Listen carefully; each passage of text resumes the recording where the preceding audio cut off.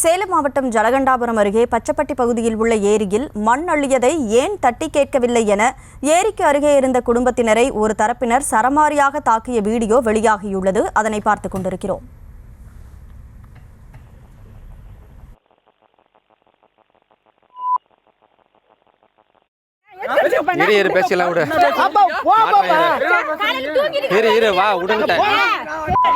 கூடுதல் விவரங்களோடு செய்தியாளர் சிலம்பரசன் இணைப்பில் இருக்கிறார். சிலம்பரசன், வணக்கம். இந்த சம்பவம் எப்போ நடந்தது? இது தொடர்பாக காவல் நிலையத்தில் புகார் அளிக்கப்பட்டிருக்கா? வணக்கம். சேலத்தில் ஏரியில் மண்ணை ஏன் தட்டி கேட்கவில்லை என கூறி ஒரு குடும்பத்தினரையே சரமாரியாக தாக்கும் வீடியோ வெளியாகி பரபரப்பை ஏற்படுத்தியுள்ளது. குறிப்பாக கடந்த சில வருடங்களுக்கு முன்பு நாங்கள் மண் அள்ளும் பொழுது நீங்கள் தான் அதனை புகார் கொடுத்து தடுத்தீர்கள், தற்போது ஏன் அதனை தடுக்கவில்லை என தாக்கியதாக அவர்கள் மீது குற்றச்சாட்டு எழுந்துள்ளது.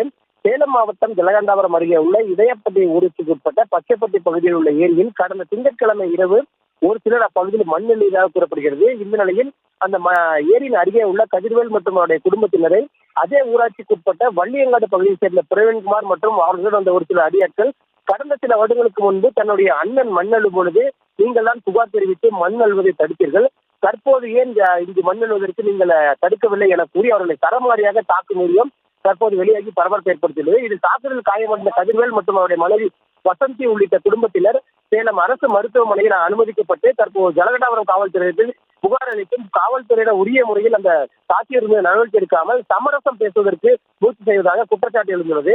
உடனடியாக இந்த மண் அள்ளுவதற்கு ஏன் தட்டி கேட்க என கூறி தாக்குதல் நடத்தியிருக்கும் போது உரிய நடவடிக்கை எடுக்க வேண்டும் என கதிர்வேல் மற்றும் அவர்கள் குடும்பத்தினர் தெரிவித்துள்ள நிலையில் காவல்துறையினர் சமரச முயற்சியில் ஈடுபடாமல் உரிய நடவடிக்கை எடுக்க வேண்டும், அதே போன்று சட்டவிரோதமாக இது போன்ற மணல் அள்ளுவர்களை தடுக்க வேண்டும் என கூறி சமூக ஆர்வலர்கள் கோரிக்கை விடுக்கின்றனர்.